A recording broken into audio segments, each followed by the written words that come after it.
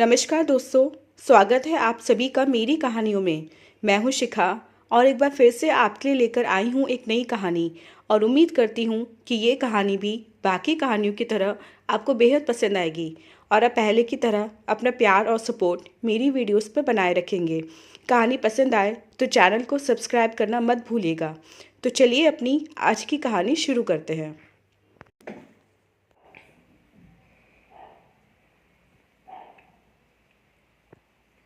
Bike south city mall के सामने आकर रुकी तो एक पल के लिए दोनों के बदन में रोमांच से गुदगुदी हुई। कैसा लग रहा है जैन?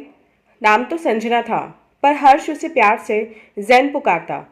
शादी के पहले संजना मायके में संजू थी। शादी के बाद हर्ष उसे बाहों में भरते हुए ठुनका था। संजू कैसे देहाती शब्द रखता है। ग्लोबलाइजेशन के इस दौर में सब कुछ ग्लोबल होना चाहिए। नाम भी। इसलिए आज से मैं तुम्हें जैन कहूँगा। माय जैन फोंडा। अद्भुत। संजना के होठों के लिपस्टिक में गर्वीली ठनक घुल गई। चेहरा ओस में नहाए गुलाब सा खिल गया। लगता है पेरिस का मिनी संस्करण ही उतर आया है यहाँ। एक बार जान लो, यहाँ हर चीज़ की कीमत बाहर के स्टोरों की तुलना में दुगनी मिलेगी। हर्ष चहका। संजना खिलखिलाकर हंस पड़ी तो लगा जैसे छोटी छोटी घंटियां खनखना उठी हो। होठों की फाँक के भीतर करीने से जड़े मोतियों से दांत चमक उठे। वे शरारत से आंखें नचाती बोली, कुछ हद तक बेशक सही है तुम्हारी बात, पर जनाब, इस तरह के मॉल में खरीदारी का रोमांच ही कुछ और है। इस रोमांच को हासिल करने के लिए थोड़ा त्याग भी करना पड़ जाए तो सौदा बुरा नहीं। लगता है इस क्रेडिट कार्ड का कचूमर निकाल देने का इरादा है आज। हर्ष ने जेब से आयताकार क्रेडिट कार्ड निकालकर संजना के आगे लहराते हुए कहा। संजना फिर से खिलखिला पड़ी। इस बार उसकी हंसी में रात रानी सी महक घुली थी। हंसने से देह में थिरकन हुई तो बालों की एक महीन लट आंखों के पास से होती हुई होठों तक चली आई। तुम औरतों में बचत की आदत तो बिल्कुल नहीं होती। होठों पर लौटते लत को मुक्त भाव से देखता हर्ष मुस्कुराया। ना, ऐसा नहीं कह सकते तुम। उचित जगह पर भरपूर किफ़ायत और बचत भी किया करती हैं हम औरतें। विश्वास करो, तुम्हारे इस क्रेडिट कार्ड पर जो भी खरोंचे लगेंगी आज, उन पर जल्द ही बचत की पॉलिश भी लगा दूंगी। ठीक, पर अभी स्टेटस सिंबल। दोनों एक्सकेलेटर की ओर बढ़ गए। जानते हो हर्ष, पड़ोस के 402 नंबर वाले गुप्ता जी तुमसे जूनियर है ना?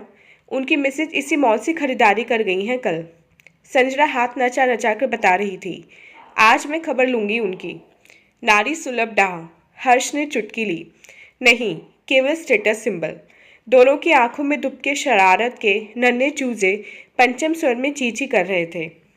पहली मंजिल, मॉल का सबसे मशहूर शोरूम अप्सरा। दोनों शोरूम के भीतर चले आए। अंदर का माहौल तेज रोशनी से जगमगा रहा था। चारों ओर बड़ी बड़ी शेल्फें, वस्त्र ही वस्त्र, राष्ट्रीय अंतर्राष्ट्रीय ब्रांड, फैशन में डिज़ाइनों के नवीनतम संग्रह, जीवन से दिखने वाले पुतले खड़े थे, तरह तरह के डिज़ाइनर कपड़ों को प्रदर्शित करते हुए। शोरूम का विनम्र व कुशल सेल्समैन उन्हें खास काउंटर पर ले आया। साड़ियाँ, jeans top, pant shirt, undergarments, रंगों के अद्भुत शेड्स, एक से बढ़कर एक कसीदाकारी की नवीनतम बानगी। मनपसंद को चुन लेने की प्रक्रिया 3 घंटे तक चली। आखिरकार चुने हुए वस्त्र ढेर से अलग हुए और आकर्षक भड़कीले पैकेटों में बंद होकर आ गए। पेमेंट काउंटर पर बिल पेश हुआ। 18,500 रुपये का। क्रेडिट कार्ड पर कुछ खरोंचे लगी और भुगतान हो गया। संजना के चेहरे पर संतुष्टि के भाव झलक रहे थे। पैकेटों को चमगादड़ की तरह हाथों में झुलाए कैप्सूल लिफ्ट से नीचे उतरे ही थे कि संजना के पांव थम गए। दिवाली के इस मौके पर जीन्स टॉप का एक सेट बुलबुल के लिए भी ले लिया जाए तो कैसा रहेगा हर्ष? जीजू की ओर से गिफ्ट पाकर तो वह नटखट बौरा ही जाएगी। अरे वंडरफुल आइडिया यार। बुलबुल के जिक्र मात्र से ही हर्ष रोमांच से भर गया। बुलबुल संजना की इकलौती बहन थी। शोक व चंचल, रूप और लावण्य में संजना से 2 कदम आगे। 12वीं कक्षा में कॉमर्स की छात्रा। शादी की गहमा गहमी में तो बस परिचय और औपचारिक ही रहा था। पर सप्ताह भर बाद पीठ फेरी की संजना को लिवाने हर्ष गया तो संकोचों की बालुई दीवार को ढहते देर नहीं लगी। 3 दिनों का प्रवास था। एक दिन मैथान डैम की सैर का प्रोग्राम बना। डैम देख चुकने के बाद तीनों समीप के पार्क में चले गए। अचानक संजना की नज़र दूर खड़े आइसक्रीम के ठेले पर पड़ी तो वह उठकर आइसक्रीम लाने चली गई। बरगद की ओट, रिश्ते की अलड़ता और बुलबुल की आंखों से झरती महुआ की मादक गंध। हर्ष ने आगे बढ़कर बुलबुल के होठों पर चुंबन जड़ दिया। हर्ष की उंगली अनायास ही होठों पर चली गई। बुलबुल के होठों का गीलापन अभी भी कुंडली मारे बैठा था वहाँ। सिरन से लरच कर हर्ष चहका, जीन्स टॉप के साथ साथ एक साड़ी भी ले लो, अपनी जैसी प्राइस रेंज की लेना, ठीक। दोनों वापस एस्केलेटर पर सवार होकर ऊपर की ओर बढ़ गए। रमा सिलाई मशीन से उठकर बाहर बरामदे में आ गई। मशीन पर लगातार 5 घंटे बैठने से पीठ और कमर अकड़ गई थी। सुई की ओर लगातार नजरें गड़ाए रखने से आंखें जल रही थीं। रात के 11 बज रहे थे। बाहर रात की काली चादर पर आधे चांद की धूसर चांदनी झर रही थी। अंधेरे के अदृश्य कोनों से झिंगुरों का संवेद रुदन सन्नाटे को रहस्यमय बना रहा था। चैन नहीं पड़ा तो वापस कोठरी में लौट आई। कोठरी के भीतर बिखरे सामान को देखकर हंसी छूट गई। मरम्मत की हुई पुरानी सिलाई मशीन, पास ही कपड़ों के ढेर जो महाजनों के यहाँ से रफू के लिए आए थे, मरम्मत की हुई पुरानी खड़खड़ करती टेबल, बर्तन भांडे, दीवार, छत, कपड़े लत्ते, खाट खटोले, सबके सब जैसे रफू में हों, मरम्मत किए हुए। रमा ब्याह कर पहली बार आई थी यहाँ तो उम्र 16 साल थी। रमेश सर एक एल्यूमिनियम कारखाने में लेबर था। जिंदगी की गाड़ी साल भर ठीक ठाक चली। उसके बाद श्रमिक संगठनों व प्रबंधन के आपसी मल्लयुद्ध में लहूलुहान होकर एशिया का सबसे बड़ा संयंत्र भीष्म पितामह की तरह शरशैया पर ऐसा पड़ा कि फिर उठ नहीं सका। रमेश सर ने काम के लिए बहुत हाथ पांव मारे पर कहीं भी जुगाड़ नहीं बैठ पाया। अंत में वह रिक्शा चलाने लगा, पर दमे का पुराना मरीज होने के कारण कितनी सवारियां खींच पाता भला। खाने के लाले पड़ने लगे तब बचपन में सीखा सिलाई और रफूगिरी का शौकिया हुनर काम आया। रमा ने पुरानी सिलाई मशीन का जुगाड़ किया। धैर्य रखते हुए पास के रानीगंज व आसनसोल शहर के व्यापारियों से संपर्क साधा और इस तरह सिलाई व रफूगिरी के पेशे से जिंदगी की फटी चादर पर रफू लगाने की कवायद शुरू हुई। फिर हर्ष पेट में आया। तबीयत ढीली रहने लगी। डॉक्टरों के पास जाने की औकात कहाँ। देशी टोटकों को देह पर सहेजा। देखते देखते 9वां महीना आ गया। फूले पेट के भीतर हर्ष की कलाबाजियों से मरनासिन रमा वेदना को दांत पर दांत जमाकर बर्दाश्त करने की नाकाम कोशिश करती रही। तभी डॉक्टर ने ऐलान किया, केस सीरियस हो गया है और जच्चा या बच्चा दोनों में से किसी एक को ही बचाया जा सकता है। रमा की आंखों के आगे अंधेरा छा गया, पर दूसरे ही पल उसने दृढ़ता के साथ डॉक्टर से कहा, सिर्फ और सिर्फ बच्चे को बचा लेना हुजूर। रमेश सर की गोद में हमारे प्यार की निशानी तो रह जाएगी जो इस सतरंगी दुनिया को देख सकेगी। डॉक्टर ने हर्ष को जीवनदान दे दिया। रमा कोमा में चली गई। कोमा की यह स्थिति 15 दिनों तक बनी रही। डॉक्टर ने उसकी जिंदगी की उम्मीद छोड़ दी थी, पर मौत के संग लंबे संघर्ष के बाद आखिरकार रमा बच ही गई। हर्ष पढ़ने लिखने में औसत था। पढ़ने से जी चुराता, स्कूल के नाम पर घर से निकल जाता और स्कूल न जाकर आवारा लड़कों के संग इधर उधर मटगश्ती करता रहता। राजमार्ग के पास वाली पुलिया पर बैठकर आती जाती लड़कियों को छेड़ा करता। इन सब बातों को लेकर रमेश सर अक्सर उसकी पिटाई कर देता। तेरे भले के लिए ही कह रहे हैं रे, रमा उसे प्यार से समझाती। पढ़ लिख लेगा तो इज्जत की तो रोटियां मिलने लगेंगी, नहीं तो अभावों और जलालत की जिंदगी ही जीनी पड़ेगी। किसी तरह मैट्रिक पास हो गया तो रमा ने उसे कोलकाता भेज देने का निश्चय कर लिया। पुराने आवारा दोस्तों का साथ छूटेगा तभी पढ़ाई के प्रति गंभीर हो सकेगा। पर वहाँ का खर्च के आसमान से आएगा। रमेश सर ने शंका जाहिर की तो रमा के चेहरे पर आत्मविश्वासी पुखराजी धूप खिलाई। आसमान से कभी कोई चीज़ आई है जो अब आएगी? खर्चा हम पूरा करेंगे, आधा पेट खाकर रह लेंगे, ज़रूरतों में और कटौती कर लेंगे।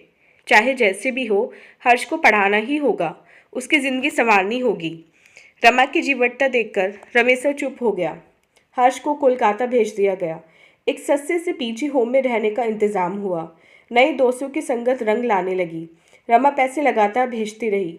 इन पैसों का जुगाड़ किन मुसीबतों से गुजर कर हो रहा है, हर्ष को कोई मतलब नहीं था। पहले इंटर, फिर बीए और फिर एमबीए। एक एक सीढ़ियाँ तय करता हुआ हर्ष अपनी मंजिल तक पहुँच ही गया। एमबीए की डिग्री की झोली में आ जाना टर्निंग पॉइंट साबित हुआ हर्ष के लिए। पहले ही प्रयास में एक बड़ी स्टील कंपनी में जॉब मिल गया। फिर सुंदर और पढ़ी लिखी संजना से ब्याह हो गया। कोलकाता में पोस्टिंग और अलीपुर में कंपनी के आवासीय कॉम्प्लेक्स में शानदार फ्लैट। अरसे से दाने दाने को मोहताज किसी वंचित को जैसे अथाह संपदा के ढेर पर ही बैठा दिया गया हो। एक बारगी, ढेर सारी सुविधाएं, ढेर सारा वैभव, सब कुछ छोटे से आयताकार क्रेडिट कार्ड में कैद। उस स्टील कंपनी में जॉब लगे 3 साल हो गए। जॉब लगते ही हर्ष ने कहा था, नई जगह है मम्मी, सेट होने में हमें वक्त लगेगा। सेट होते तुम्हें यहाँ अपने पास बुला लेंगे, इस जगह को हमेशा के लिए अलविदा कह देंगे। सुनकर अच्छा लगा। रफूगिरी का काम करते करते तन और मन पर इतने सारे रफू चस्पा हो गए हैं कि घिन आने लगी है इनसे। अब वह भी सामान्य जिंदगी जीना चाहती है। जिस दिन भी हर्ष कहेगा चल देगी। यहाँ कौन सी संपत्ति पड़ी है, सारी गृहस्थी एक छोटी सी गठरी में ही समा जाएगी। लेकिन 3 साल गुजर गए। इसी बीच हर्ष कई बार आया यहाँ। 2 दिनों के प्रवास के 1.5 दिन ससुराल में बीतते, फिर बिना कुछ कहे लौट जाता। मम्मी, इस बार तुम्हें भी साथ चलना है। इस एक पंक्ति को सुनने के लिए तड़प कर रह जाती रमा। तो क्या अपने साथ ले चलने के लिए हर्ष के आगे हाथ जोड़ते हुए गिड़गिड़ाते हुए विनती करनी होगी? माँ की तन्हाइयों और मुसीबतों का एहसास खुद ही नहीं होना चाहिए उसे? ना, वह ऐसा नहीं कर सकती। उसके ज़मीर को ऐसे कतई मंजूर नहीं होगा। सिर्फ एक बार, कम से कम एक बार तो हर्ष को मनुहार करनी ही होगी। अगर वह ऐसा नहीं कर सकता तो ना करे। वह भी कहीं जाने के लिए मरी नहीं जा रही। शोरूम में आधे घंटे का वक्त और लगा।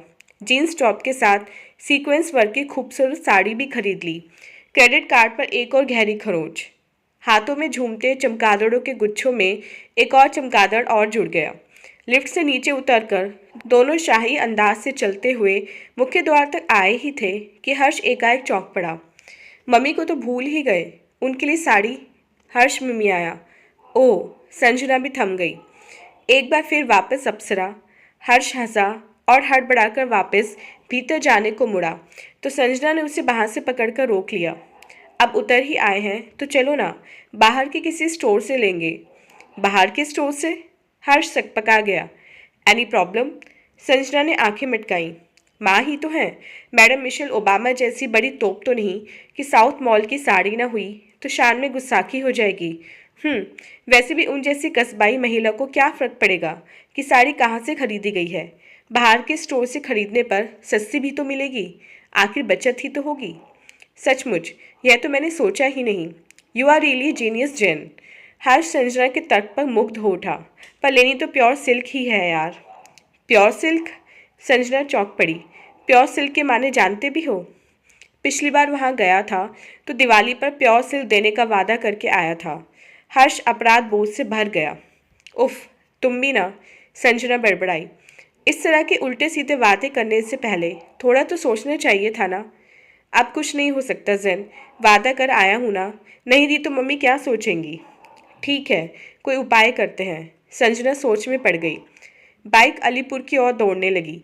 पीछे बैठी संजना ने बायां हाथ आगे ले जाकर हर्ष की कमर को लपेट लिया। संजना की सांसों की मखमली खुशबू हर्ष को सनसनी से भर दे रही थी। रास बिहारी मेट्रो स्टेशन के पास एक ठीक ठाक शोरूम के आगे बाइक रुकी। दोनों भीतर चले आए। उनके हाथों में भारी भरकम भड़कीले पैकेट्स देखकर काउंटर के पीछे बैठे मुखर्जी बाबू मनी मन चौंके। ऐसे हाई फाई ग्राहक का उनके साधारण से शोरूम में क्या काम। वेलकम मैडम, क्या सेवा करें?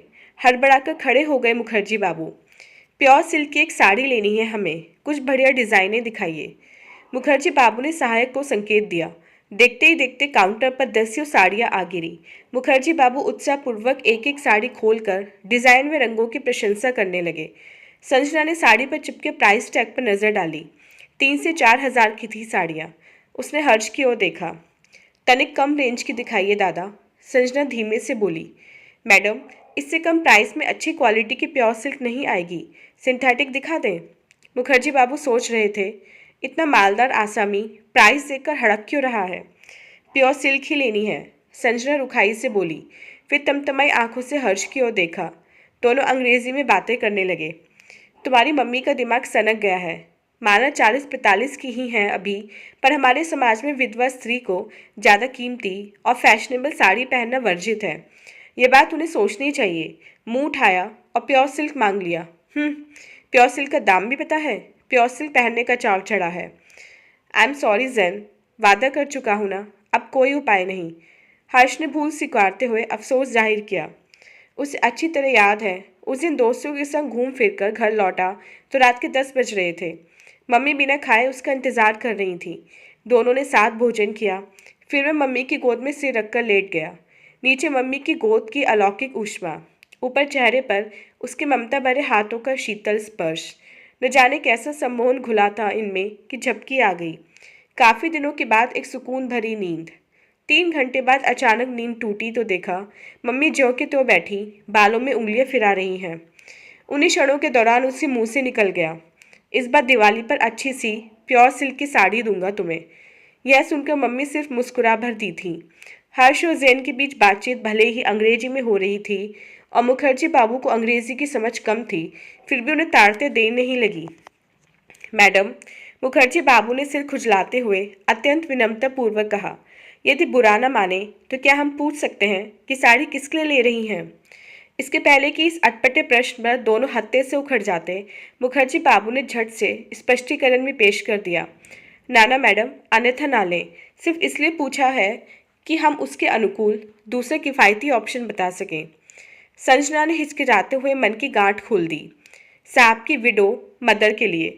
पलक झपकते मुखर्जी बाबू के जहन में पूरा माजरा बेपर्दा हो गया। मैडम ने साहब की माँ को मम्मी नहीं कहा, सासू माँ भी नहीं कहा, बल्कि साहब की विडो मदर कहा, और साहब कार्टून की तरह खड़ा दुम हिलाता, खी करता रहा। आपका काम हो गया। उन्होंने सहायक को कुछ अबूझ से संकेत दिए। थोड़ी देर में काउंटर पर प्योर सिल्क का नया बंडल 10 से बम की तरह आ गिरा। एक से एक खूबसूरत प्रिंट, एक से एक लुभावने कलर। वैसे तो ये साड़ियाँ भी 4,000 से ऊपर की ही हैं मैडम, पर हम इन्हें सिर्फ 800 रुपये में सेल कर रहे हैं। लोडिंग अनलोडिंग के समय हुक लग जाने से या चूहे के काट देने से माल में छोटा मोटा छेद हो जाता है। हमारा ट्रेंड कारीगर प्लास्टिक सर्जरी करके इस नुक्स को माफिक ठीक कर देता है कि साड़ी एकदम नई हो जाती है। सरसरी नज़र से देखने पर नुक्स बिल्कुल भी पता नहीं चलेगा। यानी कि रफ़ू की हुई? संजना हकला उठी। रफ़ू नहीं मैडम, प्लास्टिक सर्जरी बोलिए। रफ़ू तो देहाती शब्द है, आप खुद देखिए ना। सचमुच बिल्कुल नई और बेदाग साड़ियाँ। जहाँ तहाँ छोटे छोटे डिज़ाइनर तारे नज़र आ रहे थे जो साड़ी की खूबसूरती को बढ़ा ही रहे थे। सरसरी तौर पर कोई भी नुक्स नहीं दिख रहा था साड़ियों में। दोनों की बाँछें खिल उठी, आंखों में यूरेका यूरेका के भाव उभर आए। मन तनावमुक्त हो गया जैसे जैन का। आनन फानन ढेर में से एक साड़ी चुनी गई और पैक होकर आ गई। यह नया पैकेट मॉल के पैकेटों के बीच ऐसा लग रहा था जैसे प्राइवेट स्कूल के बच्चों के बीच किसी सरकारी स्कूल का बच्चा आ घुसा हो। मैंने कहा था ना, सही मौका आते ही क्रेडिट कार्ड की खरोचों पर रफू लगा दूंगी। देख लो, तुम्हारा वादा भी पूरा हो गया और चिराग पर पूरे 3,000 का रफू भी लग गया। You are genius Jain. Harsh की प्रशंसा सुनकर संजना खिलखिलाई तो बालों की कई महीन लटें पहले की ही तरह आंखों के सामने से होती हुई होठों तक चली आईं। बाइक की ओर बढ़ते हुए दोनों के चेहरे खिले हुए थे। तो दोस्तों, ये थी हमारी आज की कहानी। उम्मीद करते हुए कहानी आपको पसंद आई होगी। मिलते हैं अपनी नेक्स्ट वीडियो में इससे नेक्स्ट कहानी के साथ। तब तक के लिए आज्ञा दीजिए। धन्यवाद।